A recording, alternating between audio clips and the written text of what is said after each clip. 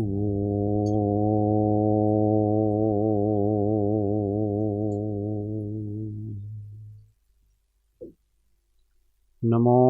अरिहन्ताणं नमो सिद्धाणं नमो आयर्याणं नमो उवज्जायाणं नमो लोये सव्वसाहुणं तेसो पञ्चणमुकारो सव्वपावपणासण मङ्गलाणं च सव्वेसिं पडमं हवै मङ्गलम्। ॐ नमो अरिहन्ताणम्। महादेव्या कुक्षिरत्नं शब्दजितर्वात्मजं राजचन्द्रमहं वन्दे तत्त्वलोचनदायकं प्रभुतत्त्वलोचनदायकम्। परात्पर गुरुवे नमः। परम्पराचार्य गुरुवे नमः। परम गुरुवे नमः। साक्षात् प्रत्यक्ष सद्गुरुवे नमो नमः। अनंत अनंत भाव भेद थी भरेली भली अनंत अनंत नाय निक्षेपे व्याख्यानी छे सकळ जगत गीत कारिणी हारिणी मोह तारिणी भवाब्धि मोक्ष चारिणी प्रमाणी छे उपमा आप्यानी जेने तमारा खवीते व्यर्थ आपवाथी निज मति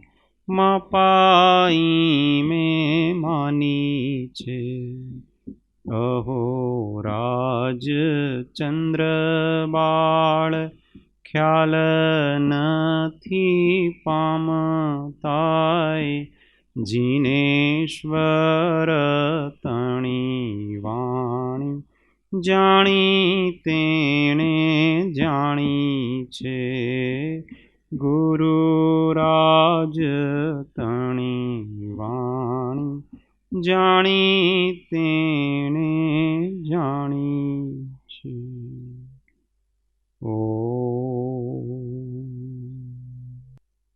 जय सद्गुरुवंदन। जय जय। तत्वचर्चा में श्री आत्मबोध शतक गाथा 96 एक लाइन झीलवानी छे। पाप भाव का दंड बाह्य में मिले न या मिल सकता है। पाप भाव का दंड बाह्य में मिले न या मिल सकता है। पर अंतस में आकुलता का दंड निरंतर मिलता है। पर अंतस में आकुलता का दंड निरंतर मिलता है। पाप विभाव भाव दुखदाई कर्म जनित है नित्य नहीं। पाप विभाव भाव दुखदाई कर्म जनित है नित्य नहीं। जो स्वभाव है वह अपना है शाश्वत रहता सत्य वही। जो स्वभाव है वह अपना है शाश्वत रहता सत्य वही। पाप भाव का दंड बाह्य में मिले न या मिल सकता है। पर अंतस में आकुलता का दंड निरंतर मिलता है।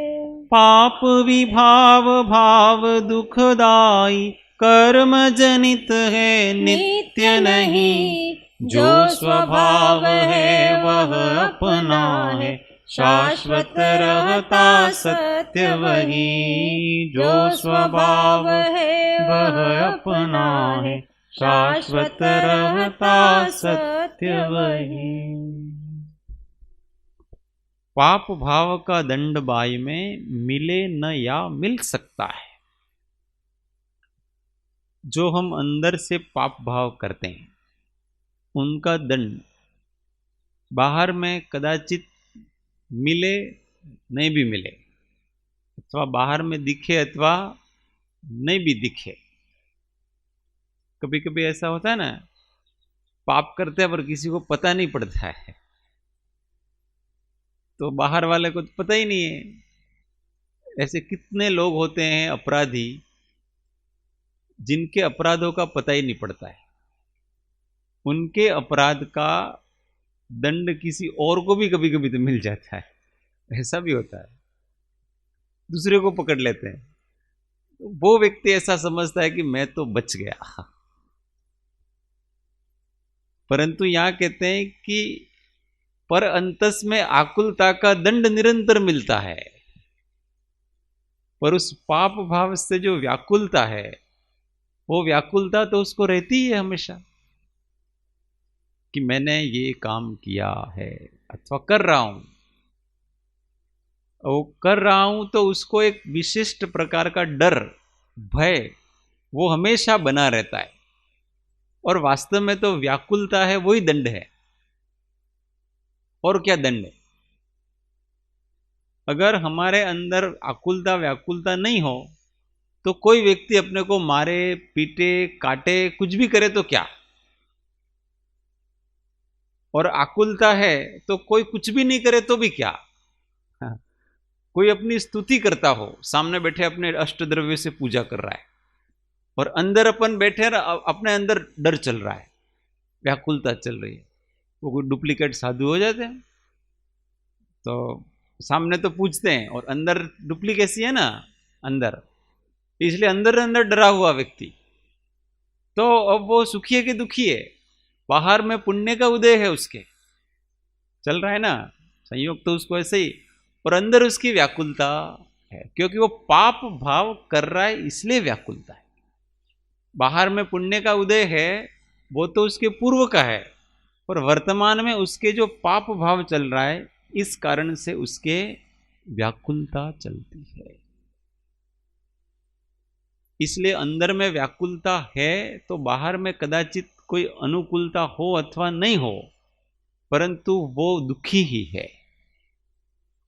और कोई व्यक्ति ऐसा है कि बाहर से आप उसको कुछ भी करो पर अंदर में तत्व ज्ञान में अधिष्ठित है, सत्य की राह पे चल रहा है। जो सत्य की राह पे चल रहा है उसको कोई कितना भी पीड़ित करे वो अंदर से दुखी नहीं होता है, उसको अंदर से प्रसन्नता होती है।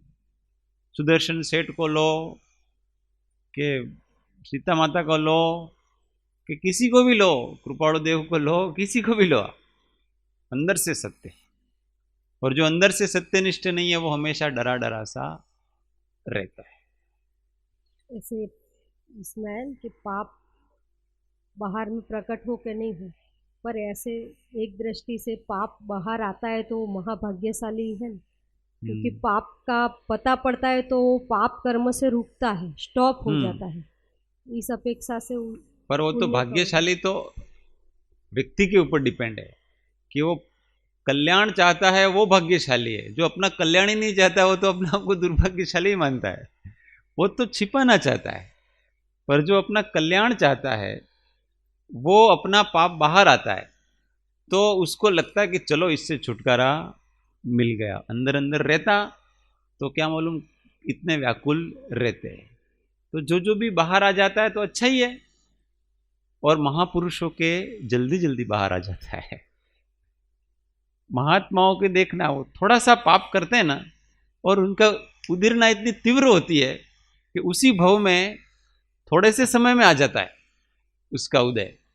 उसका कारण क्या है कि जब वो पाप भाव कर रहे हैं ना उस समय भी वो उनके अंदर डर है, भय है, अच्छा नहीं मान रहे हैं, परंतु मोह के उदय से हो जाता है तो उसका स्थिति बहुत कम पड़ती है उनकी। जब स्थिति बहुत कम पड़ती है तो उसका अबाधा काल तो तुरंत फ्रैक्शंस ऑफ सेकंड में पूरा हो जाता है उनके, और वो उदय में आने लगता है, उसके उदीर्णा होकर के वो तुरंत उसी भाव में आ जाती है, अथवा दिनों में आ जाता है, महीनों में आ जाता है वो पाप, उसका उदय। इसलिए पाप का उदय किसी के जल्दी जल्दी आता है तो समझना चाहिए कि उसकी गति बहुत अच्छी है, नेक्स्ट गति है वो बहुत अच्छी है। कभी कभी लोग कहते हैं હું છે ને ક્યારે કંઈ ખોટું નહીં કરું, પણ ક્યારેક જરાક ખોટું કરો ને એટલે તરત મને બધા પકડી લે છે, મારી ખોટી વસ્તુ પકડાઈ જાય છે। तो वो बहुत हलुकर्मी जीव है कि उसकी पकड़ में आ जाता है, और जिसके पकड़ में नहीं आता है, मतलब खुद के पकड़ में तो आना चाहिए ना, दूसरों के पकड़ में आए अथवा नहीं आए, और खुद के पकड़ में आ जाना चाहिए। चलो तो आगे, पर अंतस में आकुलता का दंड निरंतर मिलता है। कहीं भी जाओ दुनिया में, जंगल में चले जाओ तो भी पाप करके गए हो तो वहां सुखी नहीं रह सकते, क्योंकि वर्तमान में जो पाप भाव चल रहा है ना, वो ही व्याकुलता है, और कोई व्याकुलता नहीं है। अंदर हमारे वर्तमान में जो चल रहा है पाप भाव, पाप भाव का मतलब क्या समझना, हिंसा, असत्य, चोरी, अब्रह्म, मूर्छा, क्रोध, मान, माया, लोभ, हास्य, रति, अरति, शोक, भय, जुगुप्सा, वेद, ये सब पाप भाव। इनमें से जो भी चल रहा है तो वो सारे के सारे पाप भाव कहलाते हैं, और ये जितने जितने चलते रहते हैं उतना उतना व्यक्ति दुखी होता है। किसी को बारे में कोई बैठ करके अहित सोच रहे वही पाप भाव है, ऐसा नहीं है। निरंतर क्रोध, मान, माया, लोभ चल रहे हैं, वो पाप भाव ही निरंतर चल रहा है। पाप विभाव भाव दुखदाई, कर्म जनित है नित्य नहीं। पाप विभाव भाव है और वो कैसा है, दुखदाई है। कर्म जनित है, नित्य नहीं, और वो हमेशा नहीं रहता है, क्योंकि कर्म का उदय चलेगा तब तक ही रहेगा, इसलिए वो नित्य नहीं है, वो अनित्य है। इसलिए कोई चाहे कि मैं तो ऐसे बेईमानी में ही पूरा जीवन बिता दूं, तो वो नहीं बिता सकता, क्योंकि बेईमानी अनित्य है, सत्य नित्य है, असत्य अनित्य। असत्य बहुत समय तक नहीं चल सकता, चोरी बहुत समय तक नहीं चल सकती, हिंसा का परिणाम बहुत समय तक नहीं चल सकता, ये थोड़े समय ही चल सकता है, फिर तो आपको स्वभाव में आना ही पड़ता है। पर मिथ्या दृष्टि के एक पाप भाव जाता है, फिर दूसरा आता है, फिर तीसरा जाता है, ऐसे उसकी पाप की परंपरा चलती रहती है। जो स्वभाव है वह अपना है, शाश्वत रहता सत्य वही। और जो स्वभाव है वही अपना है, वही शाश्वत रहता है, और वही सत्य है। એટલે ગમે તો આજે, ગમે તો કાલે, ગમે તો લાખ વર્ષે, પણ હે જીવ તારે આજ કરીએ છૂટકો છે। जब तक स्वभाव में नहीं आएंगे तब तक दुखी ही रहेंगे। इसलिए जब तक दुखी रहना है तब तक विभाव में रहो, और जब सुखी होना है तो स्वभाव की शरण में आ जाओ।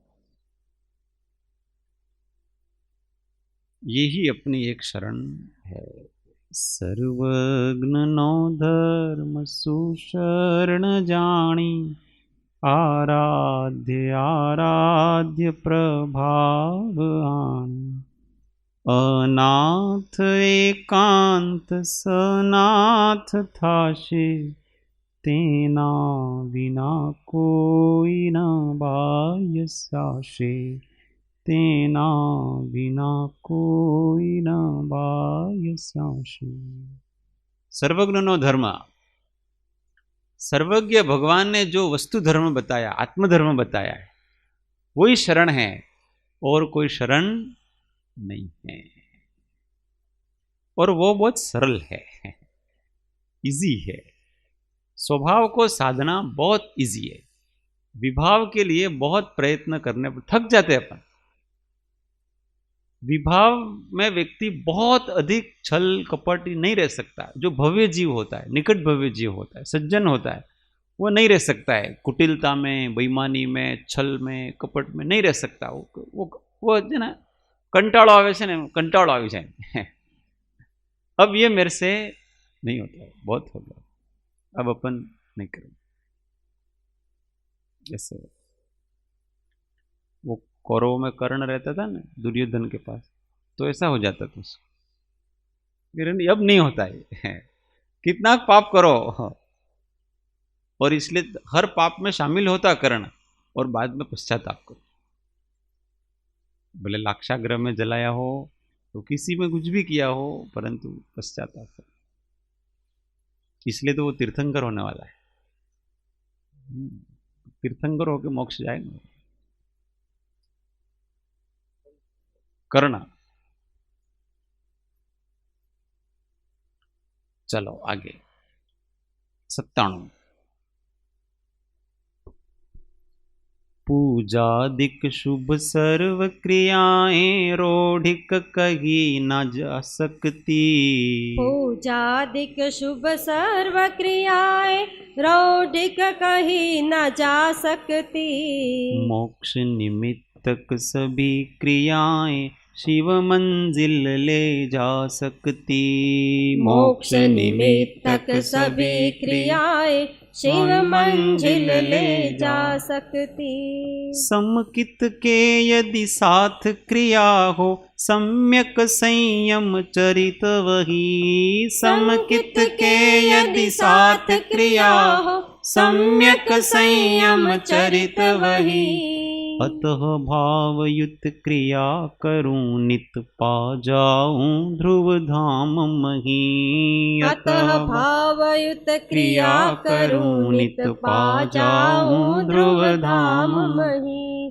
पूजादिक शुभ सर्व क्रियाएं रौढ़िक कही न जा सकती। मोक्ष निमित्तक सभी क्रियाएं शिव मंजिल ले जा सकती। समकित के यदि साथ क्रिया हो, सम्यक संयम चरित वही। अतः भावयुत क्रिया करूं नित पा जाऊं ध्रुव धाम मही। अतः भावयुत क्रिया करूं नित पा जाऊं ध्रुव धाम मही। पूजादिक शुभ सर्व क्रियाएं रोढ़िक कही न जा सकती। पूजा आदि सब क्रियाएं रूढ़ी हैं ऐसा नहीं कहा जा सकता।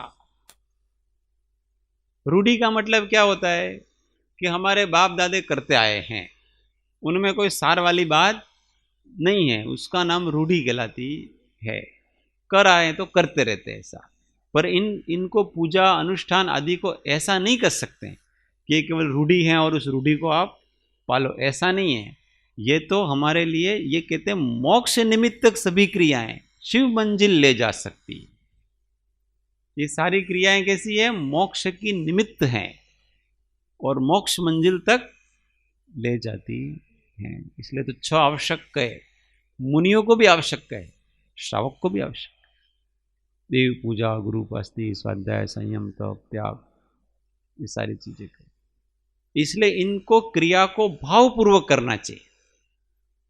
क्रिया को कैसे करना? क्रिया को भावपूर्वक करना। ऐसा नहीं क्रिया को क्रिया छोड़ के, बहुत से लोग पूजा आदि करते हैं ना, वो शुष्क हृदय वाले पूजा आदि करते, उनको कुछ भाव ही नहीं आता जरा भी, न तो बोलते हैं ना कुछ नहीं। आ तो બધું જડની ક્રિયા છે, वो जड़ की क्रिया मानते हैं। अरे जड़ की क्रिया नहीं है, वो जड़ की क्रिया चेतन को जगाने के लिए। उस जड़ की क्रिया से ही चेतन जागता है। किसी को बहुत भक्ति आ जाती है तो वो क्या करता है? नाचने लगता है। कारण क्या है? वो स्थिर रह नहीं सकता। जब बहुत भक्ति आ जाती है ना, हाथ पैर अपने आप हिलने लगते हैं। उसके भाव के साथ क्रिया का संबंध है। अपन मंदिर में जाओ और ऐसे कैसे ठूंठ के ठूंठ खड़े हो जाओ, कोई रह सकता है ऐसा? अपने आप जिसका भाव होता है उसका अपने आप हाथ जुड़ते हैं और अपने आप नमस्कार हो जाता है। ये क्रिया है। इसलिए सब क्रियाएं भाव के लिए। ज्यादा न किसी के केवल सिर झुकता है तो समझना कि अभी बहुत अधिक भाव नहीं जाएगा उसका। फिर वो कोई बैठता है, बैठ करके करता है तो भी भाव जाएगा। पंचांग करता है तो और अधिक भाव जाएगा। साष्टांग करता है तो जब बहुत पराकाष्ठा पे पहुंच जाता है ना तो फिर वो साष्टांग हो जाता है।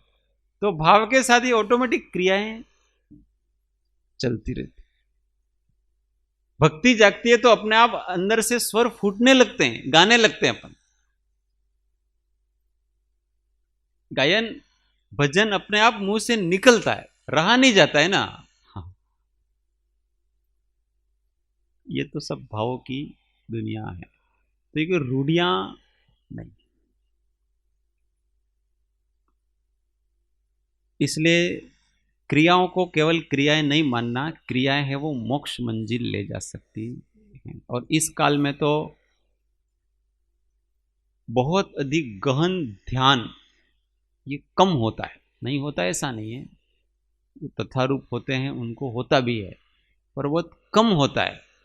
तो भक्ति स्वाध्याय ये ही अपने लिए उपादेय वस्तु हैं, इसलिए उनको कभी भी छोड़ना नहीं। घणो स्वाध्याय कर लीधो, હવે તો નહીં કરીએ, મંત્ર જાપ કરો, નથી કરવાના ઘણા મંત્ર જાપ, ડાયરીઓ ભરી નાખી, डायरियों भरी नहीं, शो कहो तो फिर से भरो।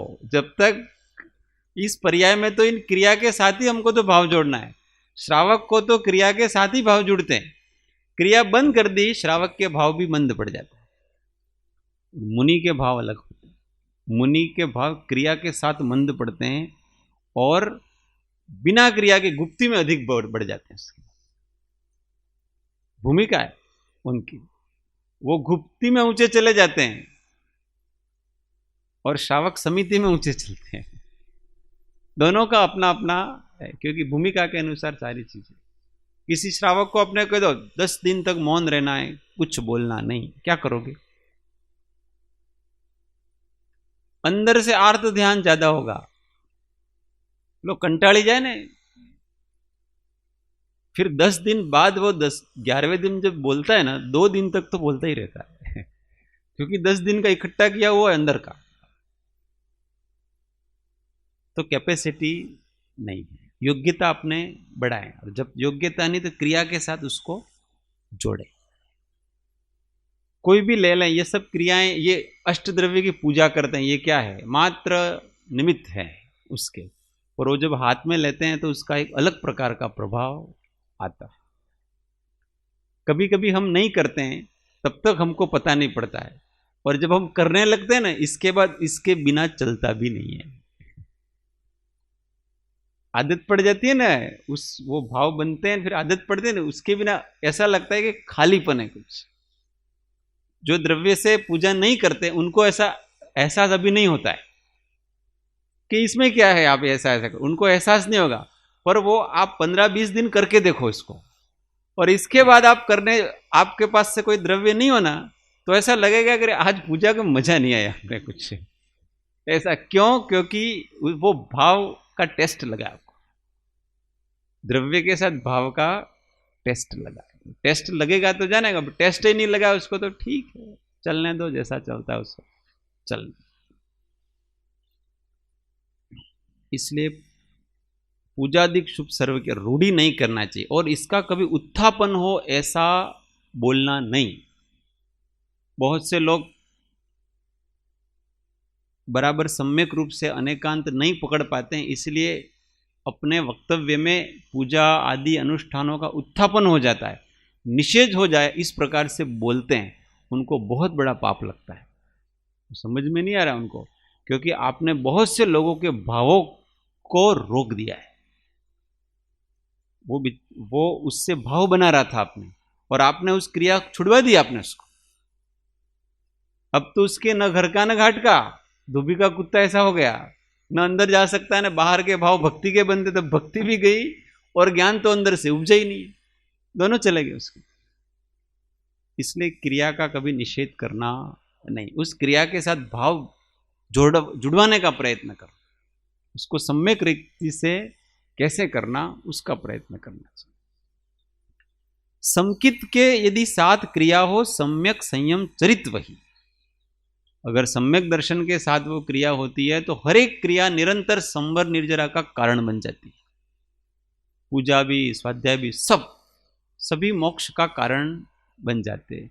क्यों? क्योंकि वो क्रिया निष्काम भाव से होती है, कोई कामना उसमें रहती नहीं। आश्रव कितना होता है? शुभ योग से जितना आश्रव होता है उतना रहता है, और भाव तो हमेशा बहुत पवित्र है। निष्काम भाव, उससे संवर निर्जरा होती है। वही सम्यक संयम चरित्र है, वही सम्यक संयम और चरित्र है। अतः भावयुक्त क्रिया करुणित पा जाऊं ध्रुव धाम में। इसलिए मैं कहता है साधक कि मैं भावयुक्त क्रिया को करूं। ध्यान करना तो भी भावयुक्त ध्यान करना। बहुत से लोग ध्यान में शुष्क हो जाते हैं। ध्यान भी एक क्रिया है, जिससे पूजा एक क्रिया है ना, वैसे ध्यान भी एक क्रिया है। तो उस क्रिया में केवल ऐसे बैठे नहीं रहना, मैं ज्ञाता दृष्टा आत्मा हूं, ऐसा नहीं। विविध विविध प्रकार की भावनाओं का चिंतन करना, जिससे हमारा हृदय, हमारा आत्मा विशुद्धि से भर जाए, शुद्धता से भर जाए। ऐसी ऐसी भावनाओं को करते रहना, इसका नाम ध्यान है। ऐसे नहीं कि मैं ज्ञाता दृष्टा हूं ऐसा करके बैठे रहना। ज्ञाता दृष्टा है वो तो दृष्टि है, वो तो आपका निर्णय है। वो निर्णय तो हमेशा रहने वाला है, आप उसको याद करो कि नहीं करो, पर ज्ञाता दृष्टा स्वभाव को प्रकट करना है अपने को। तो प्रकट करने के लिए ध्यान में आत्म भावना करनी पड़ती। और आत्म भावना करना का क्या मतलब है? कि अपने ज्ञायक को मोह राग और द्वेष से मुक्त रखना है। तो इसके लिए 4 भावनाएं, 12 भावनाएं, अलग अलग प्रकार के 10 धर्म ने, पंच परमेष्ठी ने, तत्वार्थ ने, ऐसा चिंतन, विविध विविध प्रकार का चिंतन करते रहना। तो अपना हम भरा भरा महसूस करते हैं, फीलिंग अपनी बहुत जबरदस्त होती है। और जैसे चिंतन छोड़ दिया, भावनाएं छोड़ दी, क्या होगा? 10 मिनट भी नहीं बैठ सकता। चिंतन जब छूट जाता है ना, तो 10 मिनट भी स्थिरता नहीं रहती है। और चिंतन चलता जाता है तो घंटों तक स्थिरता रहा करती है। भावना, आत्म भावना भावता जीव लहे केवल। इसलिए जो धर्म ध्यान के प्रकार बताए, आज्ञा विचय, अपाय विचय, विपाक विचय, संस्थान विचय, और अन्य भी जितने सारे भावनाएं वगैरह, उन सब का आलंबन लेना चाहिए। तीव्र भावनाओं को अपने भाना चाहिए। ध्यान भी एक क्रिया है। ऐसा नहीं कि ध्यान में जिनको तत्व ज्ञान नहीं होता है और यथार्थ बोध नहीं है और जिनको यथार्थ दर्शन नहीं मिला है, गुरुगम नहीं मिला है, वो उनको ध्यान एक प्रकार से शून्य होने की क्रिया मानते हैं कि ध्यान में कुछ नहीं करना। आपको कुछ भी करना है ना, तो आप पूजा में कर लो, स्वाध्याय में कर लो, ध्यान करते समय कुछ नहीं करना। क्योंकि ध्यान करते समय तो हमको निर्विकल्प होना है। निर्विकल्प होने के लिए भावना करनी पड़ती है, नहीं तो ऐसे शून्य हो जाता। शून्य तो होता ही नहीं है, कुछ न कुछ तो औदैहिक भाव चलते ही है। और औदैहिक भाव चलते हैं, उसी को वो अपना ध्यान मानता है। एक भाव आता है जाता है, एक भाव आता है जाता है, एक भाव आता है जाता है, मैं ज्ञाता दृष्टा, ऐसा मानता है। परंतु ऐसे कोई ज्ञाता, अनंत काल तक ऐसा करते रहो तो भी आत्मा स्वरूप समाधि में नहीं जाएगा। आत्म भावना करने से, वस्तु के स्वरूप का चिंतन करने से एक घड़ी में स्वरूप समाधि में चला जाता है। आत्मा सत्यार्थ चिंतन कहलाता है। तो मार्ग इस प्रकार से है। उपजे त्या सुविचारणा, त्या प्रगटे निज ज्ञान। सुविचारणा शब्द क्यों लगा है? ज्ञाता दृष्टा भाव ऐसा ही लगे। उपजे जहां सुविचारणा, त्या प्रगटे निज ज्ञान, वहां निज ज्ञान प्रकट होता है। जे ज्ञाने क्षय मोह थई, पामे पद निर्वाण।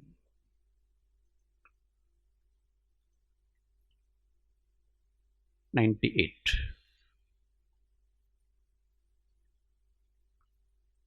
तन परिजन परिवार संबंधी नंत बार कर्तव्य किए। तन परिजन परिवार संबंधी नंत बार कर्तव्य किए।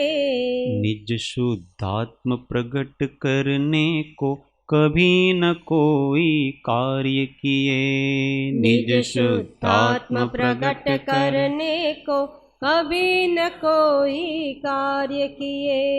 निज मंतव्य शुद्ध करके अब शीघ्र प्राप्त गंतव्य करे। निज मंतव्य शुद्ध करके अब शीघ्र प्राप्त गंतव्य करे। कुछ ऐसा कर्तव्य करे अब जिनवर पद कृत कृत्य वरे। कुछ ऐसा कर्तव्य करे अब जिनवर पद कृत कृत्य वरे। तन परिजन परिवार संबंधी नंत बार कर्तव्य किए। निज शुद्धात्म प्रकट करने को कभी न कोई कार्य किए। निज मंतव्य शुद्ध करके अब शीघ्र प्राप्त मंतव्य करे। कुछ ऐसा कर्तव्य करे अब जिनवर पद कृत कृत्य वरे। कुछ ऐसा कर्तव्य करे अब जिनवर पद कृत कृत्य वरे। तन परिजन परिवार संबंधी नंत बार कर्तव्य किए।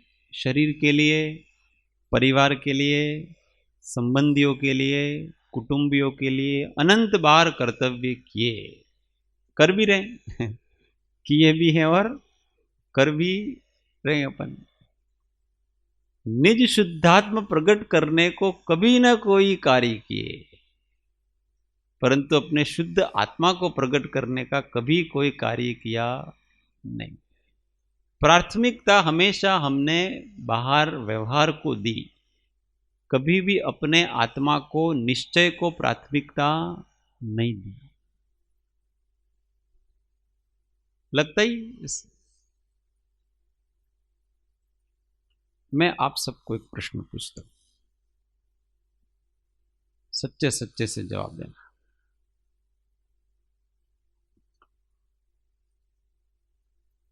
मैं आप सबसे यूं कहूं कि मुझे 6 महीना यहां से बाहर जाना है। मैं केवल मौन रहूंगा मेरी साधना के लिए। आप सब क्या कहेंगे? स्वाभाविक मना करेंगे। अब मैं यूं कहूं कि मेरी माताजी बहुत बीमार है, उनको मेरी सेवा की जरूरत है, आप लोग क्या कहेंगे? ये है, समझ में आई बात? हाँ। बात आ गई ना समझ में ही। हमेशा व्यक्ति को व्यवहार का ही महात्म्य है कि ना ये काम तो तुम्हारा करो पड़े। यहां अनादिकाल से आत्मा के को पीड़ित कर रखा है, उसके लिए 6 महीने वो रजा नहीं मिलेगी आपको, क्योंकि उसका कोई महत्व नहीं है उसका। वो नहीं करोगे तो चलेगा आपके, पर माता की सेवा वो आपको बहुत जरूरी है, वो करना चाहिए आपको। इसको व्यवहार कहते हैं इसको प्राथमिकताएं कहते हैं। समझ में आई बात? ये बहुत विचारणीय विषय है, बहुत गंभीर करने जैसा विषय है कि हमको हमेशा व्यवहार का बहुत महात्म्य आता है। वही सत्य लगता है, 24 घंटे जो करते हैं वही सत्य लगता है। चलो, तो तन परिजन परिवार संबंधी अनंत बार कर्तव्य। कभी कभी मैं फंसा देता हूं उससे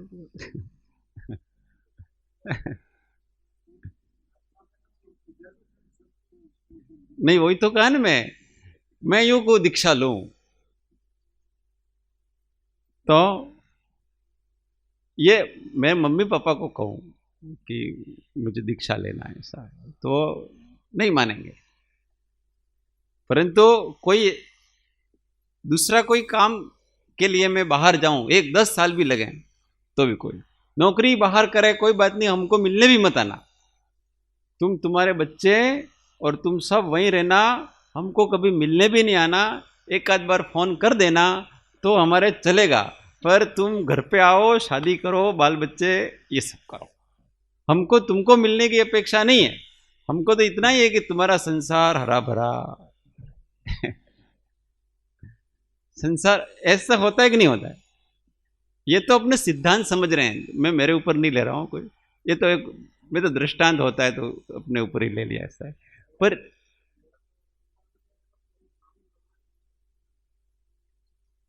अपनी ये बात नहीं चल रही है, बात ये चल रही है कि जब महावीर भगवान निकले तो मम्मी को पूछा नहीं, समझ में आई?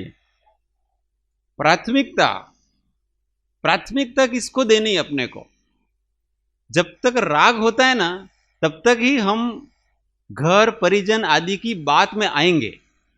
महावीर भगवान को एक बार मम्मी ने पूछा तो राग था, इसलिए उस समय उन्होंने दीक्षा नहीं ली, और फिर 1 साल बाद फिर से उन्होंने पूछा, 2 साल बाद, उस समय संपूर्ण रूप से वैराग्य आ गया था। उस समय भी मम्मी ने तो मना ही किया, पप्पा ने भी मना ही किया, पर अब नहीं चलेगी। क्यों? पहले राग बाकी था, इसलिए उनकी बात मानी थी। उनकी बात मानी है ऐसा नहीं है, राग के कारण से ऐसा हुआ है। बात हमेशा ये सब चीजें यथार्थ सत्य समझ लेना। बहुत बार हम महापुरुषों के चरित्रों से भी छल ग्रहण करते हैं और संसार को उपादेय मान लेते हैं। तो अपना स्वीकार करो ने कि मेरा राग भाव था, और जब वैराग्य भाव आता है तो षट खंड को त्याग करके वो भरत जी कितने वर्षों तक वो उनके साथ रहे, 96,000 रानियां ने, पुत्र ने, पौत्र ने, हजारों लाखों मंत्री सब, और जब उनको वैराग आया तो किसी के सामने देखा तक नहीं। उन्होंने खुद ने अपने पुत्रों को दीक्षा लेने के लिए रोका, पर उनको जब जागा तो किसी की तरफ नहीं लगी। तो वहां कमी निकालना अपनी, किसकी कमी निकालना? अपनी कमी निकालना कि मुझे आपसे प्रेम है, इसलिए मैं आपकी बात मानने में विवश हो जाता। वो होता ही है, अपनी भूमिका के अनुसार सब जगह प्रेम आदि होते हैं, परंतु उसको ऐसा नहीं मानना कि जो आ બધા મને રોકે છે, आ બધા नहीं रोके ने तो हूँ तो आज दीक्षा ले लो, ऐसा नहीं। हमको कोई नहीं रोक रहा है, हमको हमारा राग रोकता है। इस बात को अच्छी तरह से, और कर्तव्यों के नाम से रुके हुए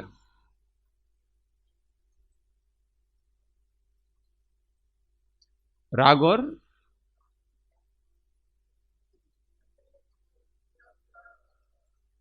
वो पता नहीं पड़ता है, व्यक्ति कर्तव्य को राग के खाते में डाल देता है, राग को कर्तव्य के खाते में डाल देता है। हाँ, फिर ऐसा है। कर्तव्य तो इस जीव का केवल यही एक ही है कि वो कैसे भी करके अपने आत्मा का कल्याण करे, इसका नाम कर्तव्य है। करना चाहिए, इसका नाम कर्तव्य। और करना क्या चाहिए? इस जीव को क्या करना चाहिए? कैसे भी करके मोह राग द्वेष रहित होना चाहिए और अपने वितराग स्वभाव को प्रकट करना चाहिए, ये तो कर्तव्य है उसका। अब दूसरा कर्तव्य कहां से आ गया बताओ? परमार्थ कर्तव्य तो इतना ही है उसका, और कोई कर्तव्य बाकी नहीं है। बाकी तो व्यवहारिक कर्तव्य रागात्मक हैं, वो करो अथवा नहीं करो। महापुरुषों की तो ऐसी, महापुरुषों ने तो करके बताया, छोड़ छाड़ के चले गए और भवितव्य पे छोड़ दिया सबको। जिसका जैसा भवितव्य होगा, ऋषभदेव भगवान ने दीक्षा ली और ध्यान में खड़े हो गए, और वो 4,000 राजा जो उन्होंने उनके साथ में दीक्षा ली, तो उनके बारे में नहीं सोचा उन्होंने कि अगर मैं उनको कुछ नहीं, वो उनको तो मुनिपना क्या है पता ही नहीं है, और मेरा जैसा ध्यान भी नहीं कर सकते हैं, उनको तत्व ज्ञान भी नहीं है, तो थोड़ा बहुत मैं उनको सिखा दूं, पढ़ा दूं और अच्छा मुनि बना दूं, इसके बाद फिर मैं मेरी साधना करूं। ऐसा नहीं सोचा उन्होंने। उन्होंने दीक्षा ली और ध्यान में चढ़ गए, और वो सारे के सारे निराधार, क्या करें। तो जब व्यक्ति के अंदर वितराग भाव, अंतर्मुखता जागती है, तो नहीं देखता ये कि सामने कौन है, न कौन रो रहा है, न कौन हाथ पैर पटक रहा है, कुछ नहीं देखता है वो व्यक्ति। क्यों? क्योंकि सब अपने अपने उदय का करते हैं। वैराग भाव जागता है तो वैराग्य के साथ सहनशीलता आती है। वैराग्य और सहनशीलता ये दोनों साथ साथ चलते हैं। अपने दुख को भी सहन कर लेता है, सामने वाले के दुख को भी सहन कर लेता है। ऐसी वैराग्य के साथ ऐसी, और वैराग आता है तो सामने वाला का उदय वगैरह होता है ना, मोह आदि, उसको नाटक लगता है कि ये सब नाटक है, थोड़ी देर में ये ठीक हो जाएगा। और मैं उसकी बात में आ गया ना तो मैं फंसूंगा, वो तो थोड़ी देर में ठीक होने ही वाला है और हम फंसेंगे, उस समय वो हमारे साथ में आने वाला नहीं। ये तो सब कड़वी कड़वी बात है, पर अच्छी तरह से इसको समझ लेनी चाहिए। भूमिका हमेशा गलती हमें अपनी निकालना कि मेरी दुर्बलता है बस, और कुछ नहीं, बाकी कोई नहीं रोकता है। और कभी महापुरुषों की कभी कभी दुर्बलता होती है, वो दुर्बलता बहुत सौ के कल्याण का कारण बनती है। ये भी है, कुन स्वामी आदि ये बड़े बड़े आचार्य वगैरह, वो जब शुद्धोपयोग में से शुभोपयोग में आते हैं तो शास्त्र लिखते हैं, उनकी दुर्बलता वो, हाँ, शुभोपयोग वो इनकी दुर्बलता है, और उस दुर्बलता से हमको कितना लाभ हो गया, हुआ कि नहीं हुआ लाभ? बहुत सारा लाभ अपने को हो गया। ये तो निमित्त नैमित्तिक ऐसा संबंध है, परंतु वो उसको उपादेय नहीं मानते। वो तो ये मेरे को शास्त्र लिखना पड़ रहा है, ये सब मेरे उपयोग को संभालने के लिए मैं करता हूं, करने योग्य नहीं है। करने योग्य एकमात्र शुद्धोपयोग वितराग भाव है, वही करने योग्य है, पर मेरी क्षमता अभी ऐसे नहीं है, इसलिए मुझे सब चाहिए, परिवार भी चाहिए, सारा चाहिए, इसलिए बैलेंस बना करके मेरे को जीवन जीना है। ये कलिकाल है,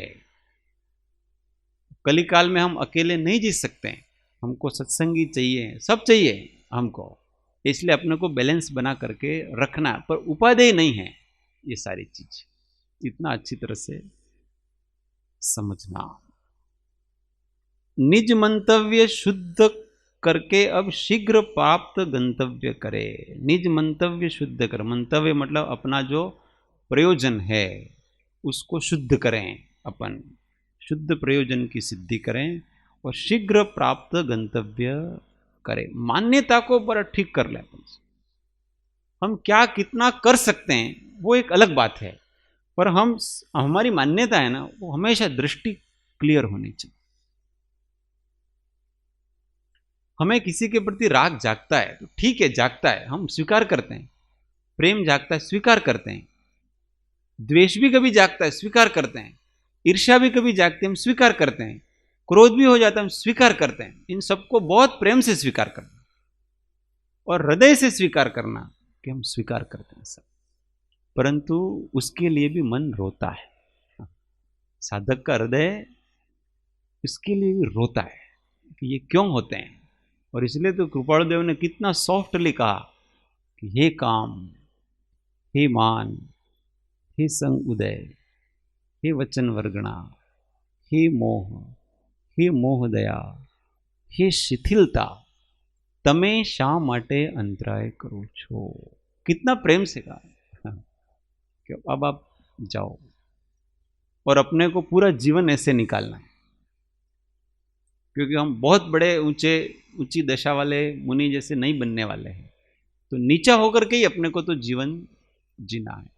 थोड़ा सा भी उपशम भाव आ गया, थोड़ा सरलता आ गई, थोड़ा सा विनय आ गया, तो हमको ऐसा कभी नहीं समझना कि अब तो हमारा साधकपना बहुत बढ़ गया है, ऐसा कभी नहीं समझना। क्यों? क्योंकि ये कर्म कब आ जाते हैं, कभी वैराग अच्छा आ गया तो ऐसा नहीं समझना है कि अब तो हम वैरागी हो गए। राग कहाँ से घुसता है पता नहीं पड़ता है। अभिमान कभी करना नहीं, ये तो सब अपने तो वर्तमान काल में तो सब क्षयोपशमिक है, सम्यक दर्शन भी क्षयोपशमिक है, ज्ञान भी क्षयोपशमिक है, क्षयिक कुछ होता ही नहीं है वर्तमान में, इसलिए बहुत संभल करके रहना होता है। कुछ ऐसा कर्तव्य करे अब जिनवर पद कृत कृत्य करें। कुछ ऐसा कर्तव्य करें कि अपना जो जिनेन्द्र भगवान रूप अपना जो पद है उसको कृत कृत्य करें। अपने आप को कृतकृत्य करे। 3 प्रकार से है। पहले तो श्रद्धा करना वस्तु की, फिर उसका ज्ञान करना और फिर उसका आचरण करने का यथा योग्य प्रयत्न करना, पर अंदर से ईमानदार रहना। सबसे पहली बात साधना में अंदर की ईमानदारी। वो ईमानदारी कदाचित बाहर प्रकट हो कि नहीं हो, पर अंदर जिसके सच्चाई आ जाती है वो जल्दी पार पड़ जाता है। और जिसके अंदर सच्चाई नहीं आती है वो फिर कितना भी साधन करता है, पर वो साधन है ना उसका फलता नहीं, परिणमित नहीं होता, क्योंकि अंदर सच्चा नहीं।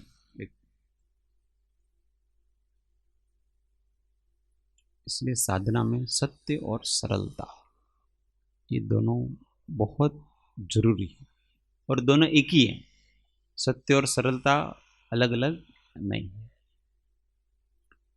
साचा मां समकित वसे जी, माया मां मिथ्या तेरे प्राणी, मकरिश माया लगा।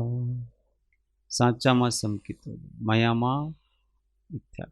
अंतरंग मायाचारी नहीं, अंतरंग झूठ नहीं, अपने साथ छल नहीं। कदाचित हम अपनी बात को दूसरे को नहीं बता सकते हो, वो एक अलग बात है, और भीतर से तो अपने क्लियर रहना।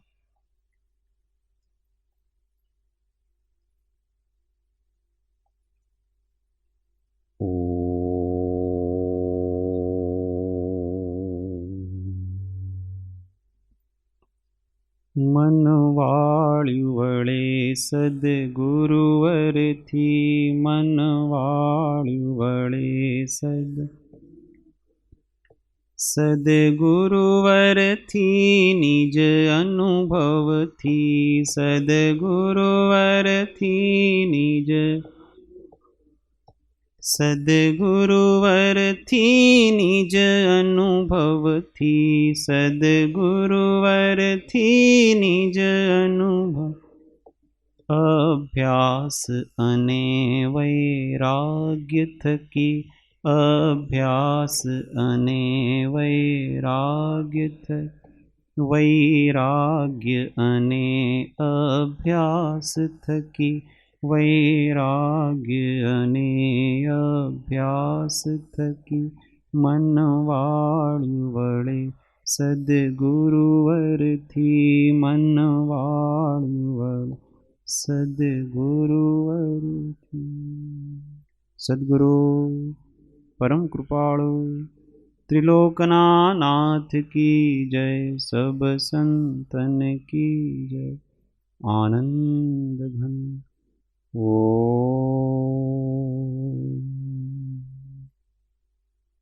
एक मिनट मौन, आत्म अनुसंधान।